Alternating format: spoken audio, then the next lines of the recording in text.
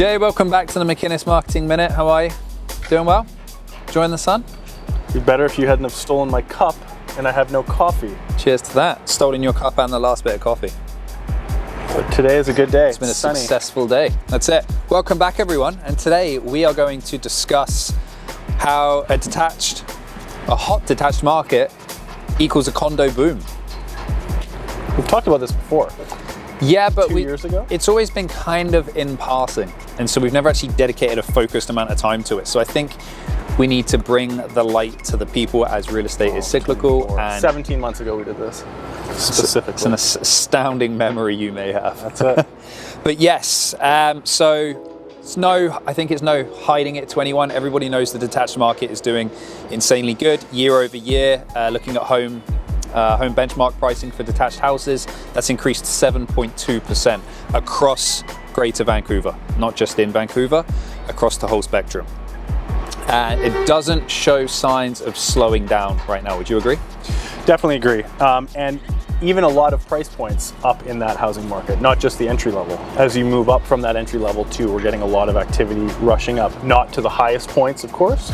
But yes, I definitely agree. And it's definitely not just in one isolated, tiny little segment of the market. No, well, I mean, even when we were talking about that making home video, on Vancouver's east side, the average detached home is priced at 1.4 million.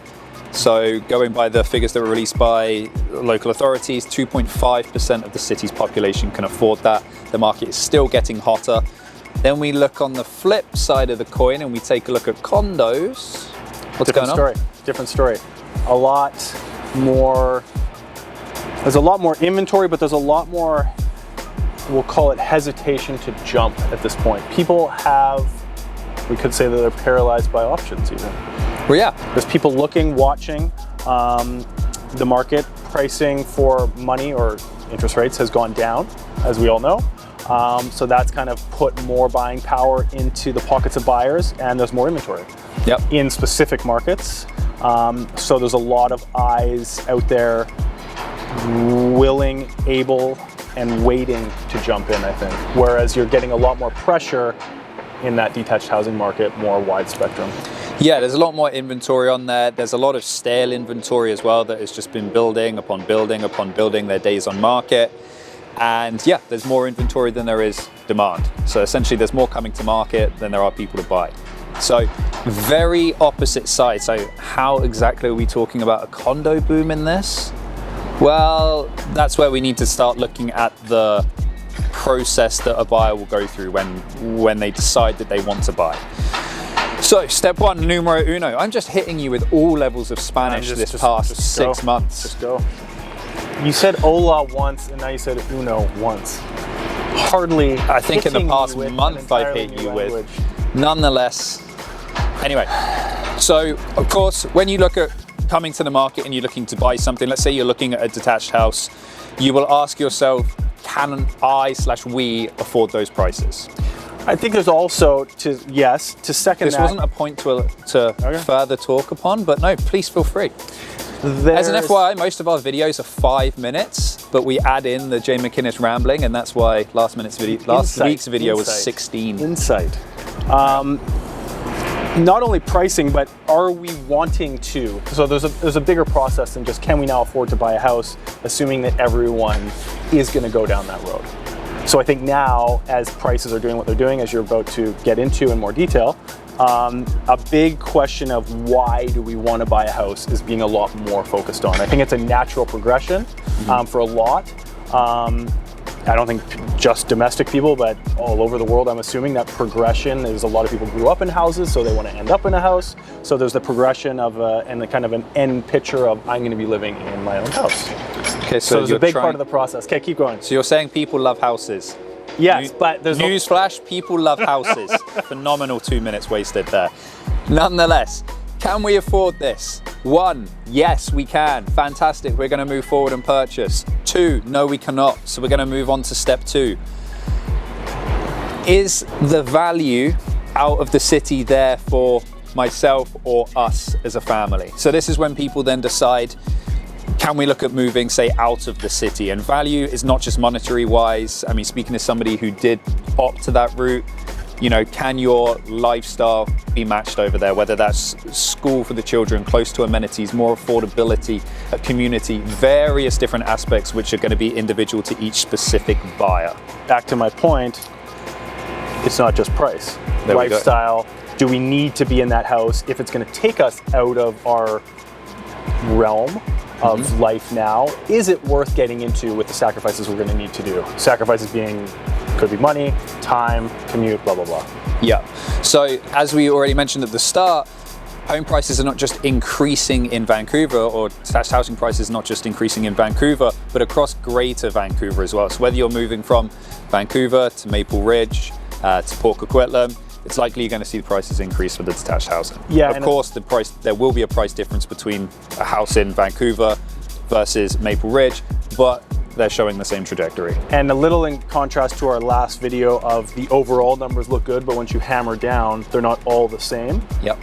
This is substantially more, they all look good in the sense that the markets are healthy and moving and climbing, and the majority of them definitely look the same. Yep. Even on the Fraser Valley side as well, because people may want to look at, you know, Surrey, one of the big key areas in the Fraser Valley, and they're even increasing as well. So once again, you go back to, does this work for us value-wise? Yes, you go ahead and purchase. No, you then move on to step 3, which is then, well, what can we get that fits our budget? And I think to that point, you've got a lot of leverage right now. If you were, let's say, I'm going to jump to a house, and now is the time, you've saved up enough and interest rates have come down, so you've picked your price point that you can afford. You've got a lot more leverage today in the condo market than you did. Yep. So it may pull you back in a little. Well, that's it. So again, if you can't afford it, you move on to step 3 and you're looking at more of the condo market. Of course, an average condo is not anywhere near the price of a detached house, especially right now. As condo prices start dropping and detached houses start increasing, the gap gets a lot different, which then starts, as you said, you get more leverage and you start getting attracted to condos. The same happens on the flip side as well. When the condo market is very hot and prices keep rising, we get to a point where it makes sense to just pay that bit extra to get to a detached house. I remember that video we did as well. There was a time in the not too distant How many past. months ago? And minutes? That was 11 months and 7 days. Okay. Don't know the minutes? Sorry.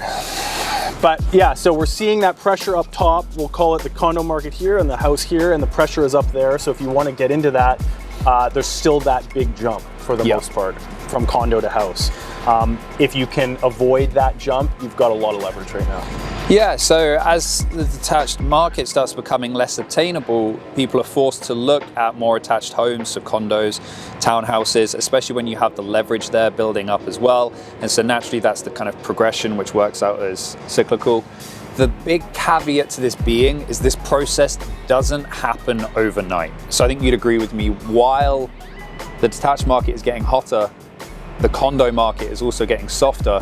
Days on market are building, more inventory is coming to market. There's downward pressure on the condo market, which, would you agree, we don't think we've seen the end of that? Not at this point, and not happening overnight, like you're saying. Obviously, new benchmarks always need to be made, and with days on market climbing, depending which segment of the condo market and which neighborhood, those benchmarks can take longer to make. And I don't know about you, but I could easily see a range of around a 5% reduction in Vancouver at least. Yeah, I mean, if more stuff keeps coming on and people keep waiting, it's a matter of time till a buyer keeps trying and a seller takes it and says, forget it. People need to sell their homes. Eventually, like you said, that new benchmark pricing is put into effect. You become the new market value. Exactly. What is your favorite line? Be the statistic, not a victim of the statistic. It's very, very true. Wise. I probably taught you that, and that's why it's a fact. Wow.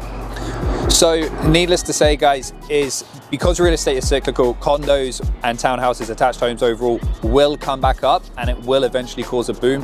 We think there's we're more going on the downward trend before we start seeing that rise again for attached homes. And I think personally, I think that's relatively short-term lived for now, from this point, I should say. Mm-hmm. I think early next year, spring, we're going to see some revitalization. Some changes, yeah. In that segment. That's my crystal ball moment right there. Okay, nice. I deserve one in each video, so that's mine there. Wonderful. I think that pretty much wraps us up for this week's video. I'm freezing, so I'm glad that that's the case. I'm actually quite warm. I'm glad you took that coffee. Thanks, guys. We will see you next week. Bye-bye.